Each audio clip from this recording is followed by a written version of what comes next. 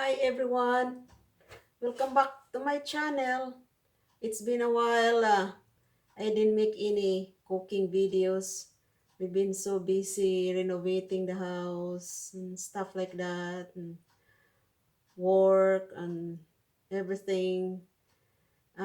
Today I will make another cooking videos. Is a chicken adobo. I have chicken thighs here. Uh, all I'm gonna do is take all the skin of the chicken thighs. I have to remove it before I cook it because it's kind of thick skin and the fat. Put it there, separate the one that's there's no skin.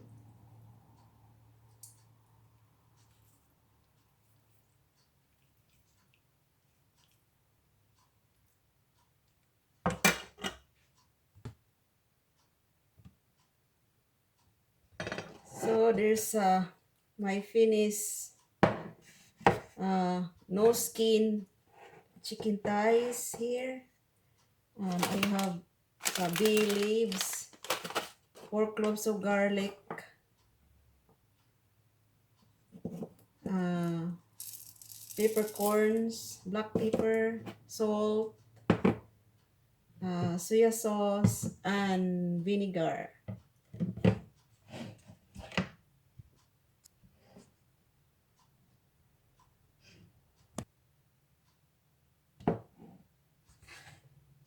So I will put the garlic first, and then the peppercorns, about half a teaspoon peppercorns.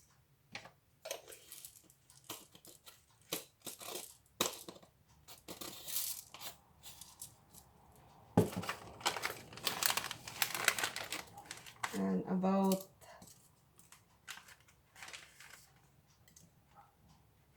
3 bay leaves, and then the chicken,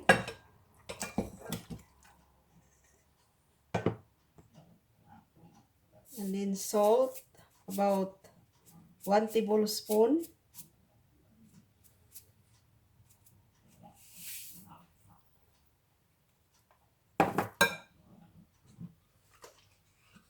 soya sauce,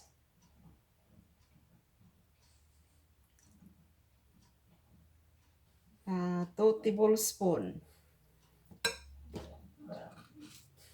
and then the vinegar will add about 3 tablespoon also.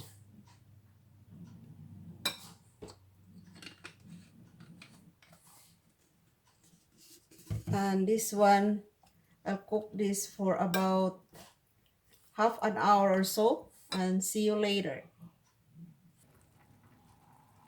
Just checking my adobo here.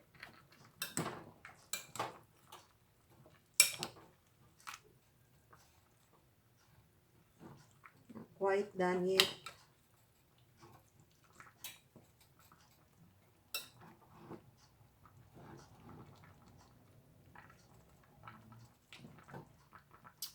See you later. While I'm cooking the chicken adobo here, I will cook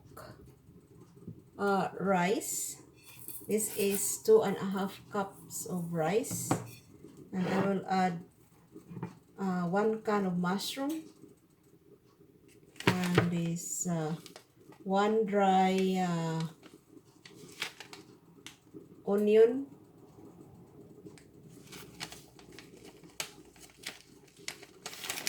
and I will add some soya sauce in it.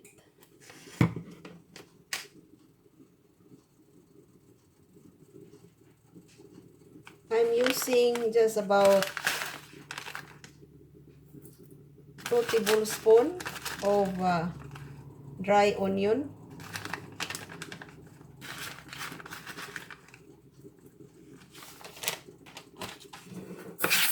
And I have to mix this and add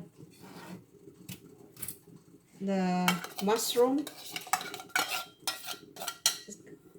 This is sliced mushroom. And add about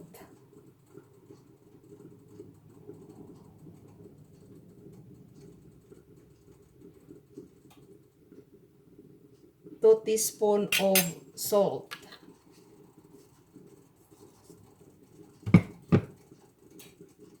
The last but not the least is the water.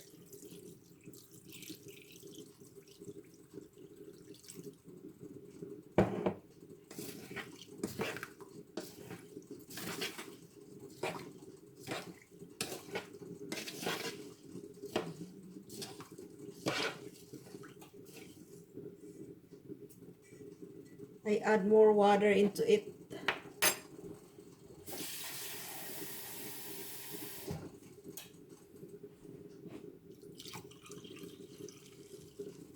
There, about 3 cups of water, and the rice is 2.5.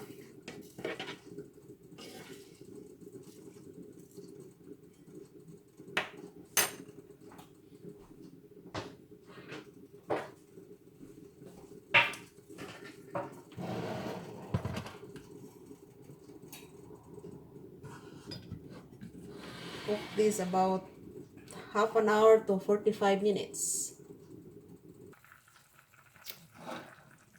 My chicken adobo is ready, and let's have lunch. And my rice also is ready. It's looking very yummy.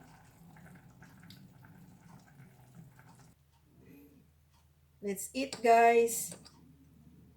Taste my chicken first.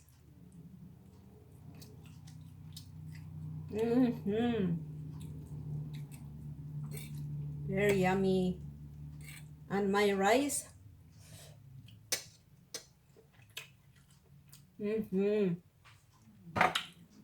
Very yummy, guys. Thank you for watching my video. You have a nice day. Bye-bye.